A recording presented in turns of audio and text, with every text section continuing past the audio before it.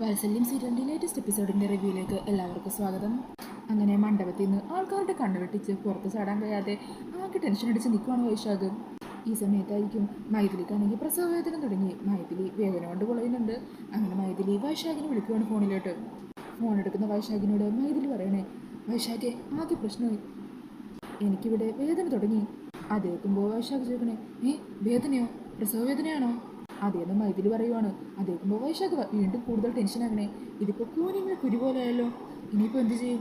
എനിക്കാണെങ്കിൽ ഇവിടെ നിറങ്ങാനും പറ്റുന്നില്ല. നീ ഒരു കാര്യം ചെയ്യും, എത്രയും വേഗം നിനക്ക് പെയിൻ തുടങ്ങിയ വിവരം കാർത്തിക്കിനെ അറിയിക്കുക. കാർത്തിക് നിന്നെയും കൂട്ടി ഹോസ്പിറ്റലിലേക്ക് പോകും. ഞാൻ ഉടനെ തന്നെ ഹോസ്പിറ്റലിലേക്ക് എത്താം. ഞാൻ എങ്ങനെയെങ്കിലും ഇവിടുന്ന് ചാടും. നീ പറഞ്ഞതുപോലെ തന്നെ ചെയ്യും. ഈ സമയം മേക്കപ്പ് മാൻ അങ്ങോട്ടേക്ക് വരുന്ന ഫോൺ അന്വേഷിക്കുകയാണ്. ആ സമയം വൈശാഖ് കോൾ കട്ടാക്കി ഫോൺ അവിടെ മാറ്റി വെക്കുവാണ് കേട്ടോ.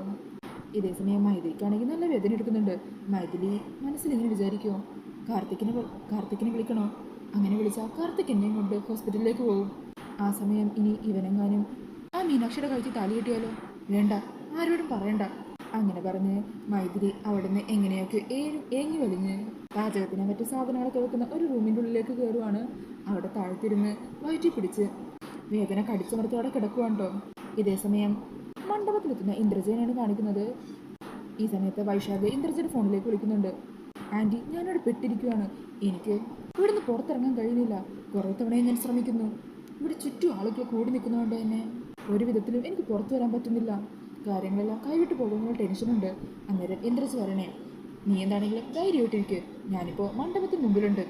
എൻ്റെ ആളുകൾ വന്ന് നിന്നെ കൊണ്ടുപോകും. മൈഥിലിയെ നിൻ്റെ ഒപ്പം കൂട്ടാനും ശ്രമിക്കണ്ടേ? ഇപ്പോൾ അവൾ നിൻ്റെ പിന്നാലെ തന്നെ എത്തിക്കോളും. ഇന്നത്തെ ഈ വിവാഹം മുടങ്ങണം, അതെനിക്ക് നേരി കാണണം. മാത്രമല്ല ചില കണക്കുകൾ കൂടി തീർക്കാനുണ്ട്.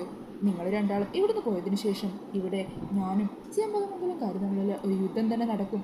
അങ്ങനെയൊക്കെ പറഞ്ഞ് കോൾ വെട്ടാക്കുവാണ്. അങ്ങനെ ഇന്ദ്രജയുടെ വാക്കുകളൊക്കെ കേൾക്കുമ്പോൾ വൈശാഖിന് സമാധാനമാകുവാണ്. പിന്നീട് കാണിക്കുന്നത് മണ്ഡപത്തിലെ ഒരുക്കങ്ങളെല്ലാം പൂർത്തിയായിരിക്കുകയാണ്. ഈ സമയം മീനാക്ഷിയെ കൂട്ടിക്കൊണ്ടുവരാനായിട്ട് നന്ദിനിയോട് അമ്മ പറയുന്നുണ്ട് കേട്ടോ. അന്നേരം നന്ദിനി മീനാക്ഷിയുടെ കൂട്ടുകാരികളെ മീനാക്ഷിയെ കൂട്ടിക്കൊണ്ടുവരാനായിട്ട് പറഞ്ഞേക്കുവാണ്. ഈ സമയം കൂട്ടുകാരികൾ മീനാക്ഷിയുടെ റൂമിലേക്ക് എത്തുവാണ്. അന്നേരം മീനാക്ഷിയോട് എന്തായി കാര്യങ്ങളെന്നൊക്കെ അന്വേഷിക്കുന്നുണ്ട്. ആ സമയം മീനാക്ഷി പറയണേ, അവനെ കൊണ്ട് ഒന്നും ഇതുവരെ ആയിട്ടില്ല. ഇതുവരെ പോകാതെ ഇവിടെ പരങ്ങി കളിച്ചുകൊണ്ടിരിക്കണേ. ഇനി ഞാൻ തന്നെ എന്തെങ്കിലും ചെയ്തേ പറ്റൂ. നിങ്ങളോട് നിൽക്ക് എന്ന് പറഞ്ഞ് മീനാക്ഷി നേരെ കാറ്ററിംഗുകാർ ഡ്രസ്സ് മാറുന്ന സ്ഥലത്തേക്ക് പോകുവാണ്. അവിടെ അവർ ഡ്രസ്സൊക്കെ ചേഞ്ച് ചെയ്ത് പുറത്തേക്ക് പോകുന്നത് മീനാക്ഷി കാണുവാണ്ടോ. അങ്ങനെ മീനാക്ഷി അവിടെ മറഞ്ഞു നിന്നതിന് ശേഷം അവർ പോയതിനു ശേഷം അവരുടെ കാറ്ററിങ്ങിനുള്ള ഡ്രസ്സും ഒരു തൊപ്പിയൊക്കെ അവിടെ നിന്ന് എടുക്കുകയാണ്.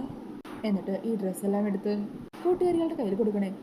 അതിനുശേഷം മീനാക്ഷി പറയണേ, നിങ്ങളൊരു കാര്യം ചെയ്യും, ഈ ഡ്രസ്സൊക്കെ വൈശാഖിന് കൊണ്ടുപോയി കൊടുക്കണം. എന്നിട്ട് ഈ ഡ്രസ്സൊക്കെ ധരിച്ച് ആരുടെ കണ്ണിൽ പെടാതെ എത്രയും പെട്ടെന്ന് പുറത്തേക്ക് പോകാൻ പറയണം.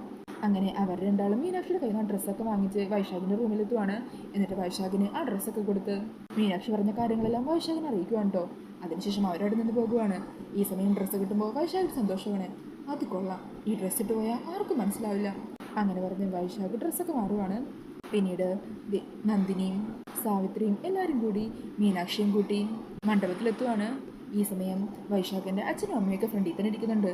ഇടയ്ക്കിടയ്ക്ക് അമ്മ പറയുന്നുണ്ട്, നിങ്ങൾ പൈസയുടെ കാര്യം ചോദിക്കുന്നില്ലേ? ആ സമയം അയാൾ പറയണേ, നീ ഒന്ന് അടങ്ങിയിരിക്കുക, അതൊക്കെ സമയമുണ്ട് ചോദിക്കാം. ഇതിൻ്റെ ഇടയിൽ മണ്ഡപത്തിലിടുന്ന ആരോ പെണ്ണിൻ്റെ അച്ഛനെ കണ്ടില്ലല്ലോ എന്ന് ചോദിക്കുവാണ്. ആ സമയം വൈശാഖിൻ്റെ അച്ഛൻ പറയണേ, അതിന് പെണ്ണിൻ്റെ അച്ഛനൊക്കെ മരിച്ചു പോയില്ലേ? അങ്ങനെ അയാൾ അങ്ങനെ പറയുന്നത് കേൾക്കുമ്പോൾ മീനാക്ഷിക്ക് വല്ലാതെ സങ്കടമാകുന്നുണ്ട്. ആ സമയം നന്ദിനി മീനാക്ഷി ആശ്വസിപ്പിക്കുന്നുണ്ട്. പിന്നീട് കാണിക്കുന്നത് മീനാക്ഷിയുടെ കൂട്ടുകാരികൾ മുല്ലപ്പൂവോ മറ്റും തപ്പി ആ സ്റ്റോർ റൂം പോലത്തെ റൂമിലെത്തുമ്പോഴായിരിക്കും അവിടെ വേദന കൊണ്ട് പൊളഞ്ഞു കിടക്കുന്ന മൈഥിലിയെ കാണുന്നതും അവർ മൈഥിലി ചേച്ചി എന്ന് വിളിച്ച് ഓടി വരുക. ഈശ്വര, പ്രസവവേദന തുടങ്ങിയെന്ന് തോന്നുന്നത്. എത്രയും പെട്ടെന്ന് മീനാക്ഷി വിവരം അറിയിക്കാം. ഉടനെ തന്നെ ഹോസ്പിറ്റലിൽ കൊണ്ടുപോകണം, അല്ലെങ്കിൽ ആകെ പ്രശ്നമാകും. ഈ സമയം വേദന കൊണ്ട് നിലവിളിച്ച് കരയുന്ന മൈഥിലിനെ കാണിച്ചുകൊണ്ട് എപ്പിസോഡ് തീരുവാണ്. അപ്പോൾ ഈ ഒരു റിവ്യൂ ഇഷ്ടമായെങ്കിൽ മറക്കാതെ വീഡിയോ ഒന്ന് ലൈക്ക് ചെയ്യണേ. കൂടുതൽ റിവ്യൂസിനൊക്കെ ആയിട്ട് ഈ ചാനൽ ഒന്ന് സബ്സ്ക്രൈബ് ചെയ്ത് സപ്പോർട്ട് ചെയ്യണേ. Thank you.